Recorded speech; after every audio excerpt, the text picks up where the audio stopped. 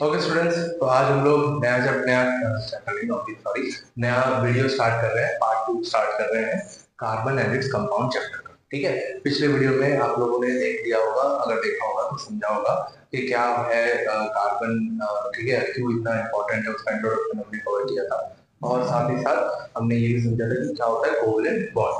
ठीक है, अब कोवेलेंट बॉन्ड में हम लोगों ने ये भी पढ़ा कि क्या होता है होमो एटॉमिक मॉलिक्यूल्स और हेटेरो एटॉमिक मॉलिक्यूल्स। अभी हम लोग क्या देखेंगे, कोवेलेंट कंपाउंड जो होते हैं उनके कुछ प्रॉपर्टीज और फिर हम लोग एक और चीज चेक करेंगे इस वीडियो में। हम पढ़ेंगे आयनिक और कोवेलेंट बॉन्ड के बीच का डिफरेंस, आयनिक कंपाउंड और कोवेलेंट कंपाउंड के बीच का डिफरेंस क्या होता है।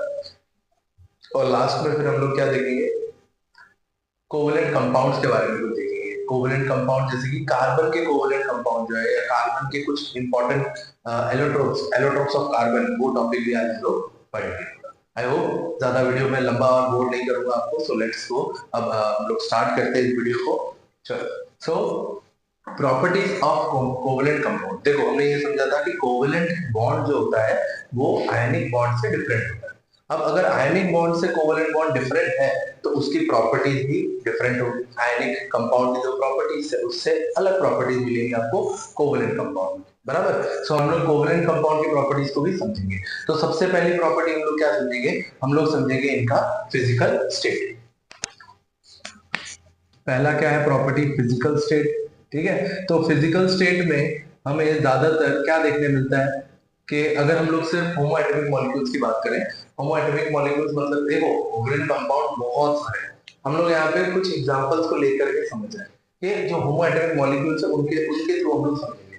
तो यहाँ पर जो आपके फिजिकल स्टेट होता है इनका, ये आपको तीनों ही स्टेट में मिल सकता है, बराबर। जैसे कि गैसियस स्टेट में, अगर गैसियस नेचर में देखें तो गैसेस में आपको क्या मिल जाता है, ऑक्सीजन मिल जाता है, नाइट्रोजन मिल जाता है ना। ये सारी चीजें क्या है, Cl2 मिल जाता है, ये सब क्या मिल जाता है अपने को गैसियस फॉर्म में मिल जाता है। फिर उसके बाद अगर लिक्विड में देखेंगे तो लिक्विड में बहुत लंबा लिस्ट नहीं है हमारे पास, लेकिन Br2, अगेन एक बार फिर बता दूं, ये सब मैं सिर्फ होमोजेनस सॉरी होमो एटॉमिक मॉलिक्यूल्स को ही ध्यान में रख के बता रहा हूँ, बराबर।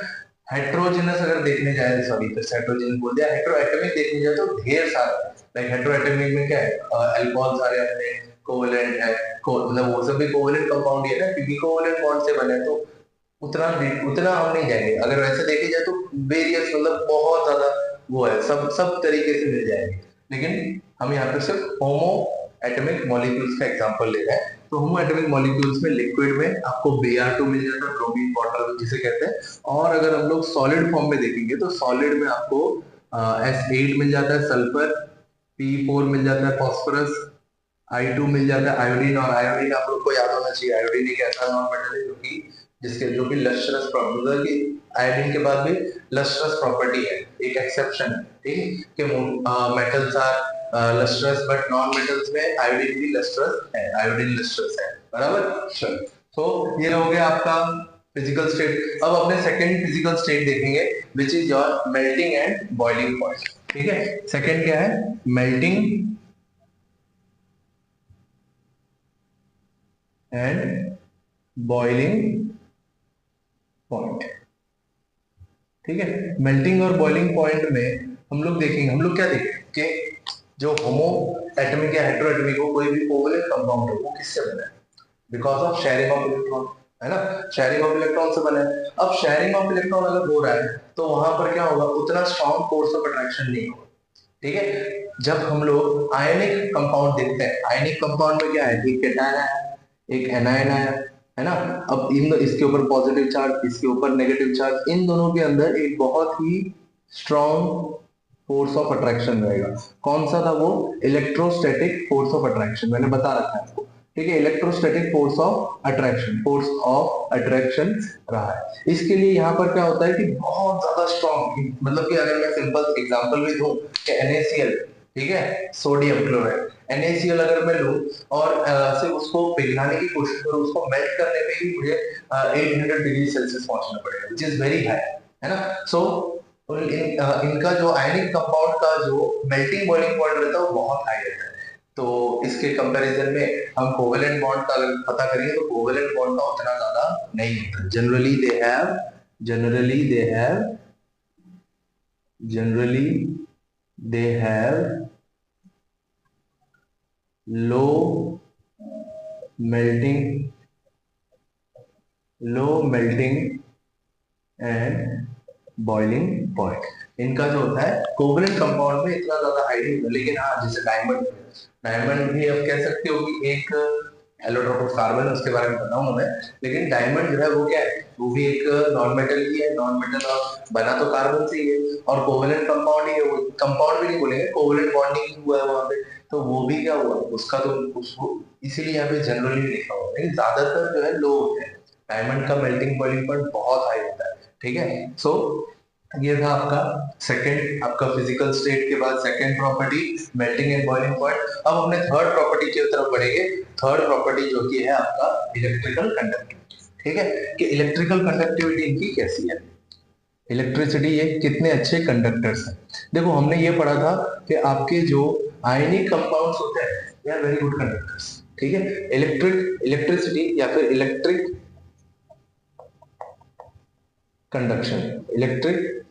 कंडक्शन।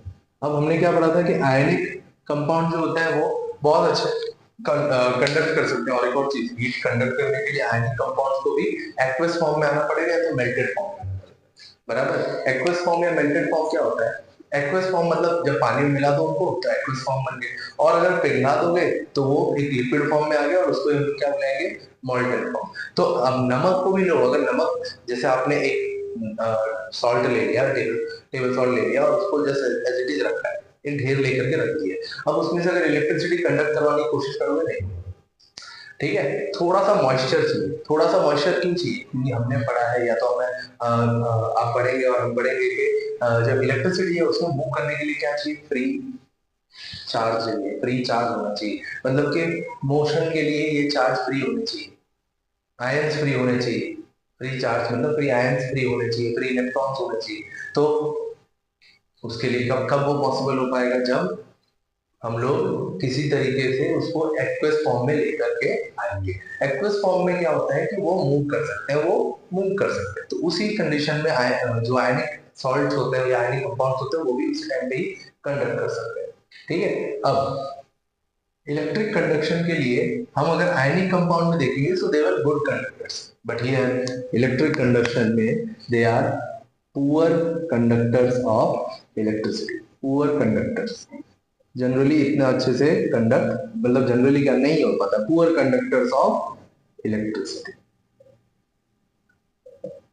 इसलिए एयर को क्या कहा जाता है, पुअर कंडक्टर। और एयर में क्या है, सारे नॉन मेटल्स हैं, लगभग नॉन मेटल्स में क्या होता है, कोवलेंट कंपाउंड ही होता है, बराबर। इसीलिए हम लोग क्या कहते हैं, air is a poor conductor. But again बहुत हाई वोल्टेज पे वो भी कंडक्ट कर जाता है, बट उतना पहुंचना आसान नहीं, ठीक है। चलो आगे बढ़ते हैं। अब अपने पुअर कंडक्टर, हाँ एक और चीज, इनमें एक एक्सेप्शन है, जैसे कि HCl। HCl क्या है, हाइड्रोक्लोरिक एसिड। अब हाइड्रोक्लोरिक एसिड ऑल्दो एक क्या है, कोवेलेंट कंपाउंड है, कोवेलेंट बॉन्ड शेयर करता है, लेकिन जैसे ही अगर मैं यहाँ पर क्या करूँ कि मैंने एक बीकर लिया और इसके अंदर मैंने थोड़ा पानी ले लिया, और फिर इसके अंदर मैंने क्या किया, HCl डाल दिया, तो यहाँ पर क्या होगा, H plus Cl minus, H plus Cl minus, H plus Cl minus, H plus Cl minus, ऐसे बहुत सारे आयंस डिसोसिएट हो जाएंगे। डिसोसिएट मतलब अलग, जैसे आप कई बार आप साथ में बैठ रहे हो, बातचीत कर रहे हो, दोस्त के साथ आराम से बैठ के चिल कर रहे हो, क्लास में सर आए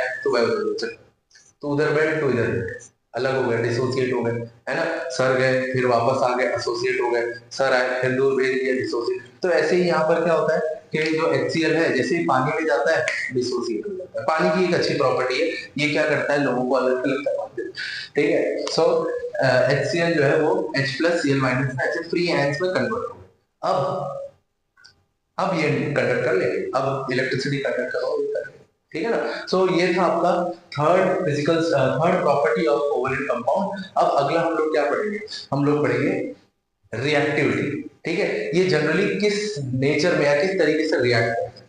चलो सो ये हो गया आपका मतलब तीसरा property which is your electrical या इलेक्ट्रिक कंडक्शन, ठीक है। अब हम लोग पढ़ेंगे नेक्स्ट है सॉल्युबिलिटी। एक और प्रॉपर्टी पढ़ लेते हैं खाली, सॉल्युबिलिटी। चलो मैं इधर ही बता देता हूँ, उसके लिए सॉल्युबिलिटी भी बहुत ज्यादा इजी, ठीक है, ज्यादा डिफिकल्ट नहीं। समझने के लिए। सो चौथा प्रॉपर्टी था आपका सॉल्युबिलिटी। सॉल्युबिलिटी, अब सॉल्युबिलिटी जो है वो कैसा है कि जो कोवलेंट कंपाउंड्स होते हैं, water solubility, solubility in water, चलो इन वाटर। अब जनरली ये कैसे होते हैं, इनसॉल्युबल होते हैं। जनरली कैसे होते हैं, इनसॉल्युबल। ये जो आयनिक कंपाउंड्स थे वो वाटर में अच्छे सॉल्युबल थे, वो भी सारे के सारे सॉल्युबल होंगे ऐसा जरूरी नहीं है। इन जनरली बात करते हैं कि जनरल ज्यादातर जो हो रहा होगा उसे हम जनरल कहने लगते हैं, जो ज्यादा हो रहा होगा, ज्यादा चीज होगा उसे हम जनरल कहने लगते हैं, ठीक है। सो यहाँ पर सॉल्युबिलिटी इन वाटर में जनरली क्या हो रहा है कि they are insoluble. Generally covalent compounds are, these are insoluble in water, ठीक है, इनसॉल्युबल इन वाटर। अब सॉल्युबल होते हैं किस में होता है, कोवलेंट कंपाउंड्स के, मतलब के जो आपके वोलेटाइल कोवलेंट कंपाउंड, अब these are generally soluble in water। समझ में आया, ओके। सो ये था आपका चारों प्रॉपर्टीज। अब इंपॉर्टेंट प्रॉपर्टीज मैंने बता दी है आपको कि क्या है कोवलेंट कंपाउंड की प्रॉपर्टी। सबसे पहला क्या था, फिजिकल स्टेट। ये तीनों ही स्टेट में मिलते हैं, लेकिन जनरली ज्यादा गैस में मिलेंगे। लिक्विड में Br2 मिल जाता है, सॉलिड में एसिड P4I2। और हाँ, इन लोगों का जो स्ट्रेंथ होता है वो भी बहुत ज्यादा खास नहीं होता। जैसे एसिड है, पीटोगे तो एकदम पीस पीस को पाउडर बन जाएगा, ऐसा है, ठीक है। मेल्टिंग बॉइलिंग पॉइंट जनरली लो होता है, they have low melting and boiling point. Electrical conduction, poor conductors of electricity, उतने अच्छे कंडक्टर्स नहीं है। HCl कोवलेंट है, लेकिन जैसे ही पानी में ऐड किया इसको H+Cl- अलग अलग हुआ तो कंडक्ट कर लेंगे, लेकिन नॉर्मली कंडक्ट नहीं कर पाएगा। And solubility in water, water में सॉल्युबल कैसे होता है, ज्यादातर इनसॉल्युबल होता है। हाँ, ये कोवलेंट सॉल्वेंट्स में ये सॉल्युबल हो जाता है। कोवलेंट सॉल्वेंट्स में ये कोवलेंट सॉल्वेंट जैसे कि आपका हो गया CCl4, CCl4, फिर C6H6 जिसे हम बेंजीन कहते हैं, एक्सेट्रा। ये सब में ये क्या होता है, अच्छे से सॉल्युबल हो जाता है। बट आप लोगों को उतना डीप में जाने की जरूरत नहीं है, इतना आपको समझ में आया। आई होप इतना समझ में आ गया होगा।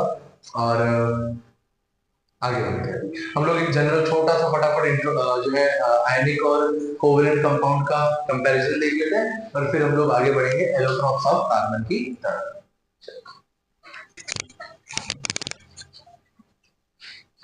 ओके स्टूडेंट्स, तो अभी अपने पढ़ेंगे एक छोटा सा comparison between ionic and compound bonds. या तो आयनिक बॉन्ड में जो कंपाउंड बनते हैं, या आयनिक कंपाउंड जो होते हैं उनका, और कोवलेंट बॉन्ड के जो कंपाउंड बनते हैं उनका। चलो यहाँ पे मैं लिख देता हूँ कंपाउंड। कंपाउंड भी एक जनरल टर्म्स में हम लोग बात करें, जनरल टर्म्स, ठीक है। सबसे पहले ionic bond formed by the transference of electron. Transference of electron के थ्रू होता है। इलेक्ट्रॉन को ट्रांसफर करता है। हमने पढ़ा था सोडियम अपना एक इलेक्ट्रॉन क्लोरीन को दे देगा, क्लोरीन एक इलेक्ट्रॉन सोडियम से लेकर के एक फोर्स ऑफ अट्रैक्शन के थ्रू दोनों साथ में रहेंगे। लेकिन कोवलेंट बॉन्ड में क्या होता है, कोवलेंट बॉन्ड में शेयरिंग नहीं होता, कोवलेंट बॉन्ड में ट्रांसफरेंस नहीं होता, शेयरिंग होती है। यानी कि जब जैसे कि यहाँ पर अगर बॉन्ड टूटा, ठीक है, या अलग हो रहे, तो सोडियम अपना एक एटम लेके निकलेगा, एक इलेक्ट्रॉन लेके निकल जाएगा। क्लोरीन एटम ने जो इलेक्ट्रॉन लिया था उसे दे के चला जाएगा। बट यहाँ ऐसा नहीं। चलो, so this was your covalent compound. Covalent compound कैसे बनता है, शेयरिंग ऑफ इलेक्ट्रॉन्स, ठीक है ना। हमने देखा लास्ट वीडियो में किस तरीके से दोनों एक दूसरे के इतने करीब आ जाएंगे जिससे कि दोनों का इलेक्ट्रॉन एक दूसरे के रेंज में आ जाएगा, है ना, कि दोनों एक दूसरे के इलेक्ट्रॉन से अपने आप को फुलफिल, अपना ऑक्टेट पूरा कंप्लीट कर पा रहे हैं। तो वहां पर डोनेट करने की जरूरत नहीं पड़ेगी, ठीक है। जैसे देखो अभी यहाँ पर क्या होगा कि यहाँ सपोज NaCl है, ठीक है, NaCl, Na के ऊपर प्लस चार्ज, Cl के ऊपर माइनस चार्ज। अब ये जब अलग होंगे ना तो ये Na अलग चला जाएगा, अपना एक इलेक्ट्रॉन छोड़ के यूं। क्लोरीन जो है वो अलग चला जाएगा, अपना एक इलेक्ट्रॉन जो इसने सोडियम से लिया था वो लेके चला जाएगा, मतलब ये इसी के पास रहेगा। अभी इसके पास आगे भी क्यों देगा, है ना।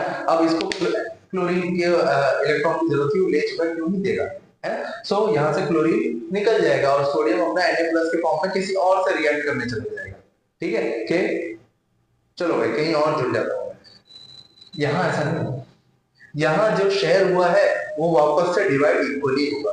यहाँ पर अगर कोवलेंट बॉन्ड बन रहा है और अगर दोनों एटम एक दूसरे से अलग हो रहे हैं तो दोनों अपना अपना इलेक्ट्रॉन लेके चले जाएंगे, बराबर। कोई एक दोनों इलेक्ट्रॉन नहीं रख पाएगा क्योंकि शेयर कर रहे थे, एक ये अपना एक इलेक्ट्रॉन उसको बांट रहा था, वो अपना एक इलेक्ट्रॉन इसे बांट रहा था, दोनों मिल करके शेयर कर रहे थे। जैसे अलग हुए दोनों अपना अपना लेके चले गए, कोई बात नहीं है, यहाँ तक हमारा सफर था, यहाँ तक हमारा साथ था, हम चले गए, तो ऐसे चले गए। लेकिन आप लोगों को, और मेरा सफर यहाँ तक नहीं, हम लोगों को आगे बहुत मेहनत करना है, सो बने रहो वीडियो।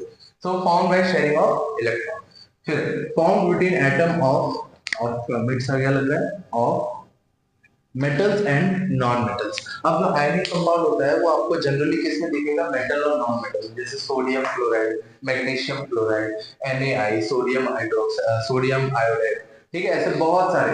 जब आपको मैग्नीशियम मैग्नीशियम क्लोराइड, ठीक है, फिर एल्यूमिनियम नाइट्रेट, नाइट्रेट मतलब नाइट्रोजन और ऑक्सीजन दोनों, तो नॉन मेटल। सो ऐसे मोस्टली आपको जो ये कंपाउंड्स मिलेंगे, आयनिक कंपाउंड को कैसे मिलेंगे, मेटल्स और नॉन मेटल्स के बीच में बनते मिलेंगे।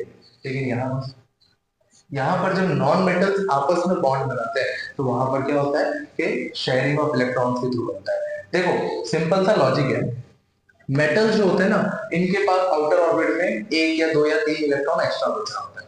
नॉन मेटल जो होते हैं इनके आउटर ऑर्बिट में देखोगे तो एक या दो या तीन इलेक्ट्रॉन चाहिए रहते हैं, बराबर। तो ये क्या करते हैं, अपना इलेक्ट्रॉन इसे दे देते हैं और वही इलेक्ट्रोस्टैटिक फोर्स के थ्रू जुड़ जाते हैं।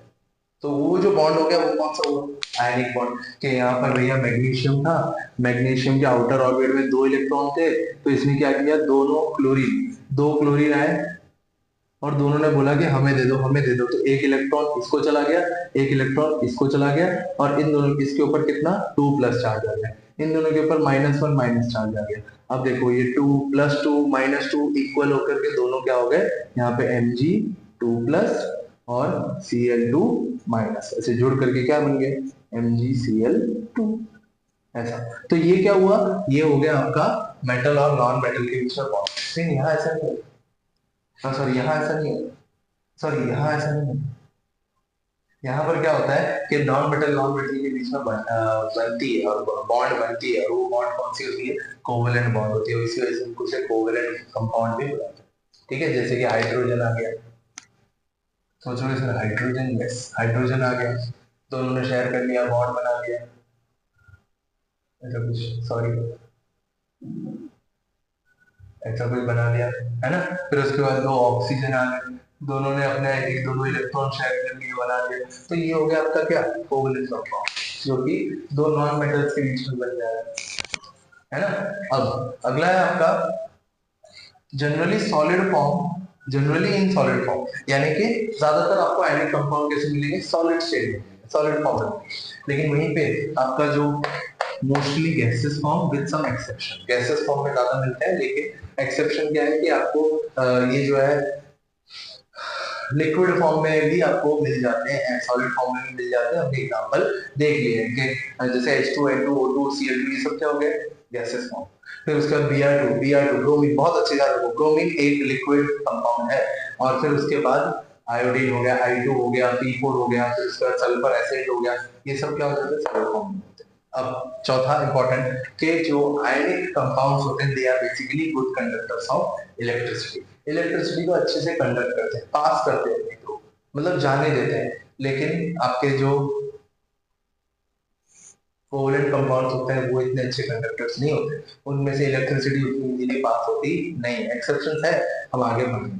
ठीक है, अब ये चीज समझ में हुआ कि ionic compound are good conductors and covalent compound are poor conductors of electricity. Then last है आपका जनरली वाटर सॉल्युबल, यानी कि आयनिक कंपाउंड जनरली कैसे होता है, वाटर सॉल्युबल होता है, पानी में डुबाओगे डिसॉल्व हो, है ना, डिसअपियर हो जाएंगे, डिसॉल्विंग टू सॉल्यूशन बनाएंगे। लेकिन ये इनसॉल्युबल होते हैं, जनरली ये कैसे होते हैं, वाटर इनसॉल्युबल। इनको डिसॉल्व करने के लिए हमें एक कोवेलेंट सॉल्वेंट लाना पड़ेगा, बाकी वाटर में उतना इजीली डिसॉल्व होते नहीं। सो ये थे आपके पूरे properties of sorry difference between ionic and covalent compound, चाहो तो लिख लेना, ठीक है, और फिर उसको याद कर लेना, एग्जाम पॉइंट ऑफ व्यू से थोड़ा इंपॉर्टेंट हो सकता है आपको। देखो ऐसा नहीं कि जो मैं पढ़ा रहा हूँ या ये चीज एग्जाम में पूछ लेंगे, write down ionic and covalent compound, इस कॉन्सेप्ट में बच्चे बहुत रहते हैं कि हमें जो क्वेश्चन या चैप्टर टेक्स्ट बुक में पढ़ा दिया गया है वही टेक्स्ट बुक में वही एग्जाम में डायरेक्टली पूछ लिया जाएगा, ऐसा नहीं, बराबर। आपको क्या चीज याद ये समझना होगा कि we are learning the concepts, हमें बस खाली कॉन्सेप्ट यहाँ पे समझाया जा रहा है, हम आपको कॉन्सेप्ट समझा रहे हैं, बराबर। आप लोगों को इन चीजों का एप्लीकेशन सीखना होगा, कैसे एप्लीकेशन करेंगे, और वो भी मैं सिखाऊंगा, डोंट वरी। बट ऐसा तो समझ के मत चलो कि जैसे अभी यहाँ पर एक क्वेश्चन आ जाएगा, रट लो उसको और पूछ लिया गया आयनिक कंपाउंड और कोवैलेंट कंपाउंड का डिफरेंस बता दो, ऐसा नहीं होगा। ठीक है, आपको क्या करना होगा, आपको ये कॉन्सेप्ट याद रखना पड़ेगा कि ऐसा ऐसा होता है। फिर आपको मान के चलो इसी में से किसी एक पे क्वेश्चन बना लिया जाएगा कि पहले एक आयनिक कंपाउंड लिया और फिर उसमें से इलेक्ट्रिसिटी कंडक्ट हो गई, तो दूसरे ने ये कोवैलेंट कंपाउंड ले लिया, उसमें से इलेक्ट्रिसिटी कंडक्ट नहीं, क्यों? तो आपको पता होना चाहिए आयनिक कंपाउंड में फ्री आयंस प्रेजेंट रहते हैं, कोवैलेंट में नहीं, बराबर। ऐसे आपको कॉन्सेप्ट पता होना चाहिए, सिर्फ रटने से नहीं होगा। हम लोग 10th स्टैंडर्ड में आ चुके हैं, 11th स्टैंडर्ड में जाओगे तो सिलेबस इतना होगा, इतना सिलेबस होगा, रटने के लिए क्या ही करोगे, क्या रटोगे, कितना रटोगे, समझ रहे हो? और रटो, कॉन्सेप्ट समझ के रखो कि भैया यहाँ पर नॉन मेटल्स के बीच में सिर्फ और सिर्फ कोवैलेंट बॉन्ड बन रहा है, क्यों? क्योंकि अगेन दोनों के दोनों कैसे हैं, इलेक्ट्रॉन इनके पास थोड़ा सा ऑक्टेट में इनकम्प्लीट ऑक्टेट रहता है, और एक या दो या तीन इलेक्ट्रॉन चाहिए रहता है, तो दोनों एक एक इलेक्ट्रॉन शेयर कर लेते हैं आपस में, तो दो दो रिक्वायरमेंट हो गया, फुलफिल हो गया। ऐसे इसी तरीके से आपको पता होना चाहिए, समझ में आया? चलो, सो अभी हम लोग स्टार्ट करेंगे next topic which is your allotropes of, समझ में आया? चलो, सो आज के लिए हो सकता है हम इतना ही रखें, फिर उसके बाद हम लोग नेक्स्ट टॉपिक में आएंगे, नेक्स्ट वीडियो में हम लोग नेक्स्ट टॉपिक के साथ स्टार्ट करेंगे। ये आपका एक छोटा सा जनरल टॉपिक वीडियो था जिसको आप लोग देख चुके, ठीक है, बाय।